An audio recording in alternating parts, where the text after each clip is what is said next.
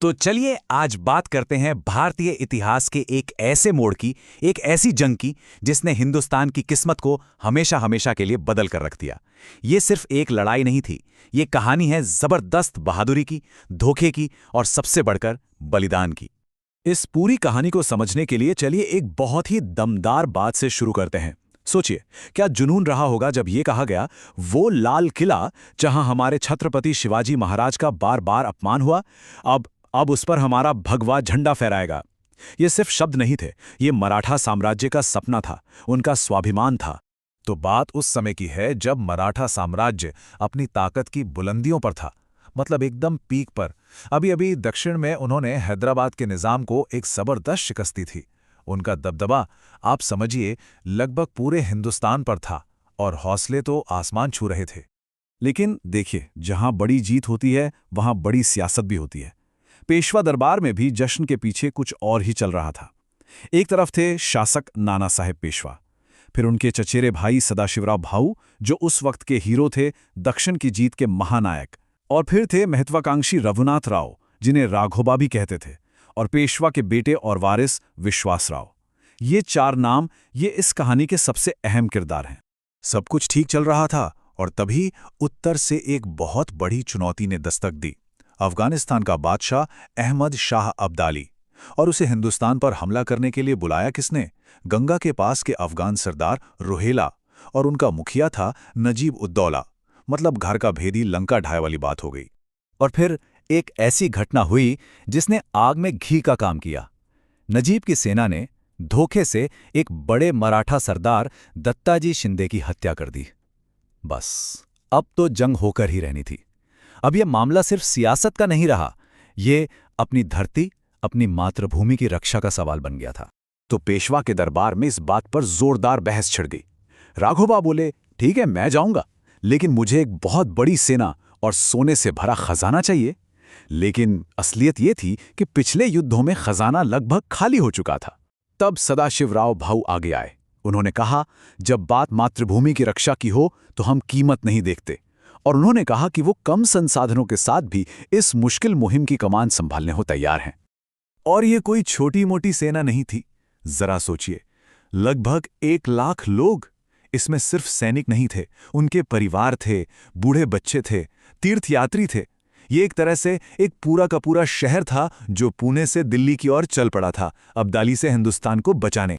पुणे से शुरू हुआ ये सफर कोई आसान नहीं था। महीनों लग गए। रास्ते में घने जंगल आए, उफनती हुई नदियां आईं, और सबसे बड़ी दिक्कत, खाने पीने का सामान, रसद। जैसे जैसे वो उत्तर की तरफ बढ़ रहे थे, रसद कम होती जा रही थी। इतने बड़े लाव लश्कर को संभालना अपने आप में एक जंग थी। अब देखिए, लड़ाई सिर्फ मैदान में नहीं लड़ी जा रही थी, असली जंग तो थी गठबंधनों की। भाऊ का प्लान था कि अब्दाली के खिलाफ सारे हिंदुस्तानी राजाओं को एक साथ लाया जाए। लेकिन 18वीं सदी की राजनीति, आप समझिए, रेत की तरह थी, जो मुट्ठी में कभी नहीं टिकती। वफादारी का कोई भरोसा नहीं था। भाव ने एक ग्रैंड अलायंस का सपना देखा था, लेकिन हकीकत बहुत कड़वी निकली। जाट राजा सूरजमल, कुछ अनबन हुई और वो साथ छोड़कर चले गए। अवध का नवाब शुजाउद्दौला, उसने तो सीधा सीधा धोखा दिया और जाके अब्दाली से हाथ मिला लिया। और राजपूत, वो बस दूर से तमाशा देखते रहे, न्यूट्रल बने रहे। नतीजा, मराठा सेना पानीपत के मैदान में एकदम अकेली पड़ गई। लेकिन इतनी मुश्किलों के बाद भी भाऊ ने हिम्मत नहीं हारी। उन्होंने अपनी शानदार रणनीति से अब्दाली को ऐसा चकमा दिया कि सीधे दिल्ली पर कब्जा कर लिया। सोचिए वो पल, जब लाल किले पर मराठा ध्वज फहराया होगा। ये सिर्फ एक किला जीतना नहीं था, ये एक बहुत बड़ी मनोवैज्ञानिक जीत थी। और अब कहानी अपने अंतिम पड़ाव पर पहुंचती है। पानीपत का मैदान, दोनों सेनाएं आमने सामने। मराठों के लिए हालत बहुत खराब थी, रसद की लाइनें कट चुकी थीं। घर से, पुणे से कोई मदद नहीं आ सकती थी। अब आर या पार की लड़ाई के सिवा कोई दूसरा रास्ता नहीं बचा था। भाऊ का प्लान एकदम सीधा और अटैकिंग था। प्लान ये था, सबसे पहले इब्राहिम खान गार्दी की जबरदस्त तोपें अब्दाली की लाइनें तोड़ देंगी।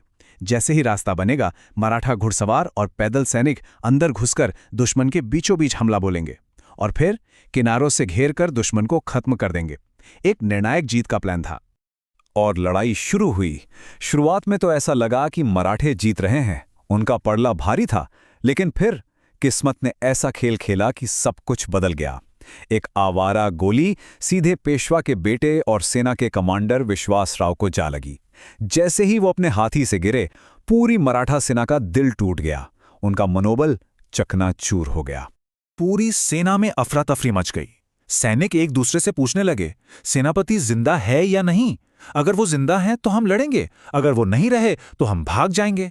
इसी भगदड़, अपने भतीजे को खोने के गम और गुस्से में सदाशिवराव भाऊ ने एक ऐसा फैसला लिया जिसने इतिहास बदल दिया। उन्होंने अपना हाथी छोड़ दिया और एक आम सिपाही की तरह हाथ में तलवार लेकर दुश्मन की फौज के बीचों बीच कूद पड़े। सेना ने जब अपने सेनापति को हाथी पर नहीं देखा तो उन्हें लगा कि वो भी मारे गए और भगदड़ मच गई। लेकिन भाऊ वो लड़ते रहे, अपनी आखिरी सांस तक लड़ते रहे। तो आखिर हुआ क्या? जाहिर है मराठों की एक बहुत बड़ी, बहुत भयानक हार हुई। लेकिन क्या हर हार सिर्फ हार होती है, या इस हार में भी कोई जीत छिपी थी? चलिए इस बलिदान के पीछे की कहानी को समझते हैं। इसका सबसे बड़ा सबूत जानते हैं क्या है? खुद अहमद शाह अब्दाली, जो ये जंग जीता था, उसने भाऊ के बारे में कहा, मैंने अपनी जिंदगी में कई बहादुरों से जंग की है, लेकिन खुदा की कसम मैंने सदाशिव जैसा जांबाज योद्धा कभी नहीं देखा। जब आपका दुश्मन आपकी बहादुरी का लोहा माने तो इससे बड़ा सम्मान और क्या हो सकता है। हाँ, ये सच है कि मराठा सेना तबाह हो गई, उनकी एक पूरी पीढ़ी इस जंग में मारी गई।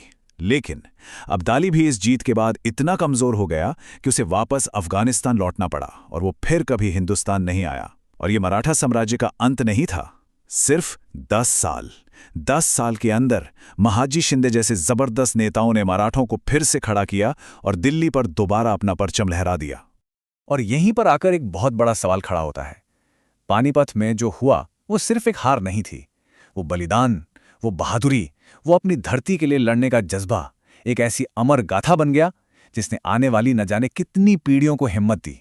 तो सोचिए, क्या एक हारी हुई लड़ाई भी किसी देश का भविष्य तय कर सकती है?